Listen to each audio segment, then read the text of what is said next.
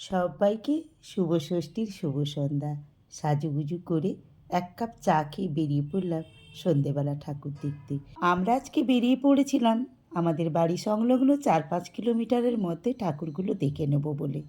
কিন্তু আমাজনের জঙ্গলে পৌঁছতেই আমাদের 2 ঘন্টা লেগে গেল। 1 কিলোমিটার দূরেই গাড়ি আটকে দিল। ওখান থেকে কিছুটা হাঁটার পরেই 1/2 কিলোমিটার দূর থেকে লাইন দিতে হলো। একবার মনে হচ্ছিল ফিরেই যাই, কিন্তু আবার মনে হচ্ছে এতটা চলে এসেছি, একটু লাইন দিয়ে দেখেই নিই। তো সত্যি বন্ধুরা, খুব সুন্দর করেছে।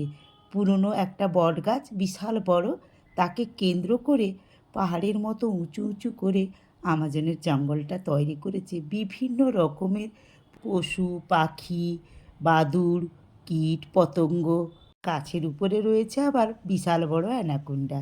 বড় বড় না কৃত্রিম গাছও করেছে, পাশ দিয়ে ঝর্ণা, নদী, সেখানে আবার নদীতে কুমির, গন্ডার জল খেতে এসছে।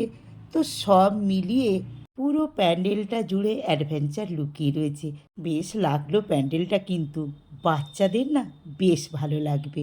তো বন্ধুরা, আমার এই ভিডিওটা যারা দেখছো ঘাটালের আশেপাশে বন্ধুরা, তারা অবশ্যই কিন্তু গোপালপুরে আমাজন প্যান্ডেলটা ভিজিট করে আসবে। সত্যি ভালো লাগবে। এসেই আবার বনদেবীর মতো মা দুর্গা বসে রয়েছে জঙ্গলের মাঝখানে। সত্যি এই আমাজন জঙ্গলের মাঝখানে মায়ের বনদেবীর রূপটা না অসাধারণ। আর হ্যাঁ, ওই জঙ্গলের মাঝখানে না জারোয়ারাও রয়েছে। তো সব মিলিয়ে বন্ধুরা দারুণ লাগলো। আমরা পায়ে পায়ে আস্তে আস্তে ওই প্যান্ডেল থেকে নেমে এলাম, বাইরে বেরিয়ে যাচ্ছি। যেতে যেতে আরেকবার দেখাচ্ছি, কি সুন্দর লাগছে তাই না বন্ধুরা? নীল আলোয় সবুজ গাছ, একটা যেন মায়াবী মায়াবী পরিবেশ তৈরি হয়েছে। প্রতিটি কোণায় অ্যাডভেঞ্চারের ছোঁয়া। আস্তে আস্তে বেরিয়ে এলাম। আরও কয়েকটা জায়গা আমরা আজকে দেখব, তাই তাড়াতাড়ি পথ চলতে শুরু করেছি। যেতে যেতে আবার চোখে পড়লো জারোয়াদের, আর সাইডে ঝর্নার জল পড়ছে, আর ওখানে কুমির নদীতে দেখতে পাচ্ছ। তো বন্ধুরা চলো, আরও বেশ কয়েকটা প্যান্ডেল আমরা দেখে নিয়েছিলাম আজকে। তো বন্ধুরা, সত্যি কথা বলতে কি, আমি এই সব গ্রামগুলোর নামটা ঠিক মনে রাখতে পারি না, কারণ এই সব সাইডটা আমার কাছে সব দিনই নতুন। এই পুজোর সময় আসি, সন্ধেবেলা ঠাকুর দেখে আবার চলে যাই। প্যান্ডেলটার সামনে নাম লেখা রয়েছে হরিশপুর, তাই বলতে পারলাম।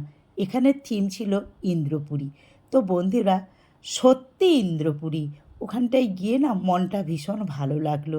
ভেতরে ঢুকে এই যে দেখো চারিদিকটা তোমাদেরকে ঘুরিয়ে দেখাচ্ছি, কি সুন্দর। তারপরে আস্তে আস্তে আমরা ঢুকলাম এই ইন্দ্রপুরীর ঠাকুর দালানে মাতৃদর্শন করার জন্যে। ঠাকুর দালানের মধ্যে ঢুকে আস্তে আস্তে সিঁড়ি দিয়ে নিচে নেমে গেলাম মায়ের কাছে। তো সত্যি বন্ধুরা, চোখটা না জুড়িয়ে গেল। ওখানের যে কারুকার্য করেছে না, অসাধারণ। আমি আমার নিকটবর্তী বন্ধুদেরকে বলবো, তোমরা ঠাকুর দেখতে বেরোলে এই হরিশপুরের প্যান্ডেলটাও ভিজিট করো। তো মা দেখো কেমন রাজেন্দ্রাণী হয়ে বসে রয়েছেন ইন্দ্রপুরীতে। সত্যি মাতৃমূর্তিটা অসাধারণ ছিল। পায়ের উপরে পা তুলে মা আমার রাজেন্দ্রাণী। আমরা 9 জন গাড়ি করে বেরিয়েছিলাম, তো ছড়িয়ে ছিটিয়ে রয়েছে। যে 5 জন ছিলাম, আমরা একটু সেলফি তুলে নিয়ে তোমাদের সঙ্গে শেয়ার করে নিয়েছি। খুব খিদে পেয়ে গেছে জানো তো বন্ধুরা, নেমে পড়লাম মাঠে খাওয়ার জন্যে। একটা করে রোল কিনে খেলাম, তারপরে একটু সবাই মিলে ফুচকাও খেয়েছিলাম। তারপরে অন্য একটা প্যান্ডেলে এসে একটু আইসক্রিম খেয়ে বাড়ি চলে এসেছি। ইন্দ্রপুরী থেকে আমরা বেরিয়ে সাইডের আরও একটা প্যান্ডেলে ঢুকেছিলাম। তারপরে এসে পৌঁছালাম প্রতাপপুরের প্যান্ডেলে। ওখানে করেছে বিদ্যাসাগরের বর্ণপরিচয়। বিদ্যাসাগর দামোদর নদী সাঁতরে পার হচ্ছে, সেই দৃশ্যটাকে থিম হিসেবে ব্যবহার করেছে। আর বর্ণপরিচয়ের অ আ ক খ কিছু বাণী বিদ্যাসাগর, সেই সব দিয়েই প্যান্ডেলটা সাজিয়েছে। আমরা সেই সব দেখতে দেখতে প্যান্ডেলের মধ্যে প্রবেশ করলাম এবং সবশেষে ঠাকুর দর্শনের জন্য ঠাকুর দালানে গিয়ে পৌঁছালাম। ঠাকুর দর্শন করে বাইরে বেরিয়ে এলাম। বাইরে এসে দেখলাম বিদ্যাসাগরের কর্মকাণ্ডের কিছু ছবি ওরা মডেল হিসেবে তুলে ধরেছে প্যান্ডেলের চারিদিকে। ভীষণ ভালো লাগলো দেখে।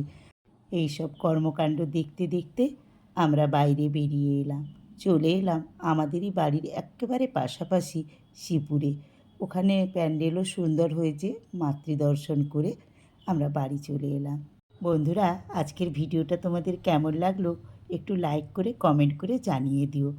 আমি ঘাটাল থেকে হাসি খুশি মিঠুদি তোমাদের সবাইকে জানাচ্ছি শুভ ষষ্ঠীর শুভরাত্রি। পুজো সবার ভালো কাটুক। পরের ভিডিওতে আবারও তোমাদের সঙ্গে দেখা হচ্ছে, কথা হচ্ছে। টাটা।